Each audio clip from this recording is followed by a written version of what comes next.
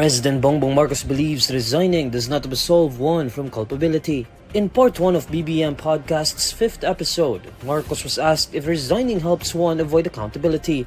The president says, "That's not enough. There is a great deal of damage that has been caused, not only financial damage or economic damage, but actual damage to people's lives.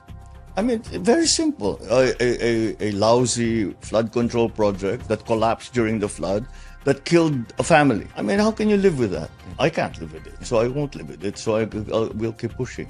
While no specific names are mentioned, 2 of Marcos's known political allies have recently resigned from their posts amid the corruption scandal.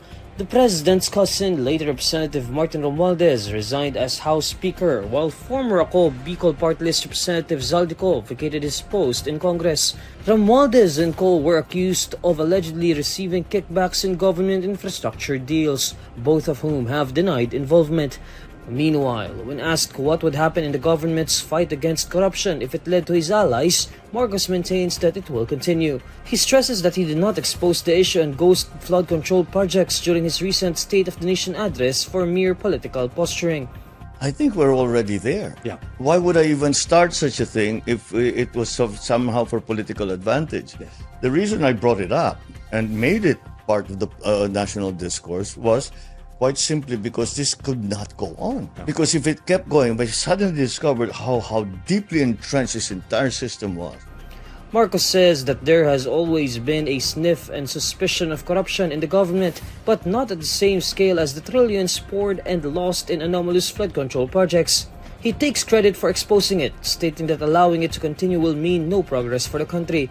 Marcos also emphasizes that he has no intention of being among the presidents who he says resigned themselves to inaction simply because their term lasts only 6 years. Senate President Tito Sotto expresses confidence in the majority bloc support for his leadership. In a text message to reporters on Monday, October 6, Sotto says he is very confident of his colleagues' backing amid murmurs of another coup attempt. Later Monday, at a press conference, Sotto says he believes there is no need for a loyalty check among senators. He emphasizes that the Senate President serves at the pleasure of his colleagues. No need for a loyalty check. I'm quite confident. But as usual, any senator who is elected into the leadership only serve at the pleasure of your colleagues, of your peers. So we always leave it at that. But as far as I'm concerned, and as far as I know now, I'm quite confident that we are stable and the leadership of the Senate is well in place. And we will make sure, under my leadership, we will make sure that everything will be transparent. Everything will be accountable. Meanwhile, Senate Deputy Majority Leader J.V. Ejercito dismisses rumors of a renewed attempt to change the Senate leadership. Ejercito earlier admitted that the idea of leaving the majority bloc had crossed his mind amid a probe into corruption in flood control projects. He expressed dismay over how the Senate seemed to forget the supposed real culprits in the controversy. Senate President Pro Tempore Ping Lacson on Sunday, October 5, likewise denied the coup rumors. Testimonies during congressional hearings have linked several lawmakers, including former and incumbent senators, to an alleged scheme in which they allegedly received kickbacks from government flood control projects. Sotto assumed the Senate presidency in September after a minority-led ouster against Senator Chis Escudero succeeded.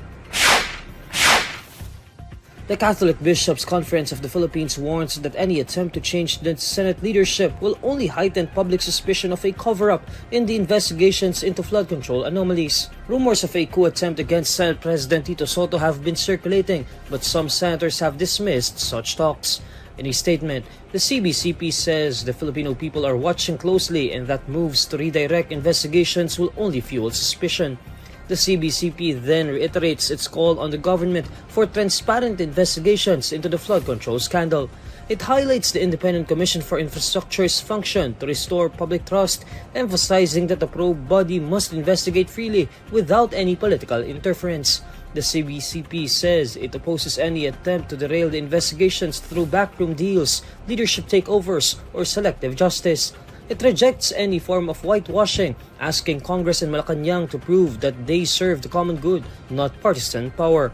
The CBCP also encourages government leaders to let the ICI do its work thoroughly, transparently, and without fear or favor. Several congressional hearings are being held to investigate this alleged corruption in government infrastructure projects.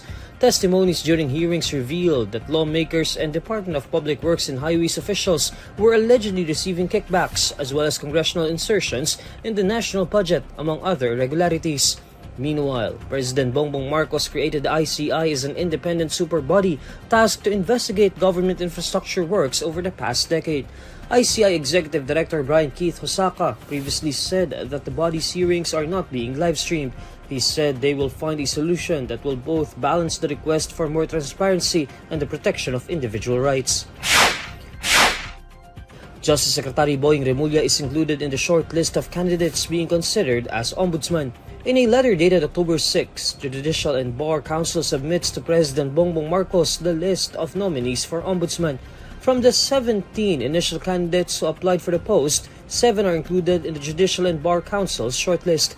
Aside from Remulla, also included in the shortlist are former Commission on Audit Chairperson Michael Aguinaldo, retired Court of Appeals Associate Justice Stephen Cruz, Supreme Court Associate Justice Samuel Garlan, Deputy Executive Secretary Ana Liza Logan, retired Supreme Court Associate Justice Mario Lopez, and Sandigan Bayan Associate Justice Michael Frederick Musngi. The shortlist is already with the President, who will make the final appointment. An ombudsman is tasked with investigating and prosecuting government officials accused of graft and corruption.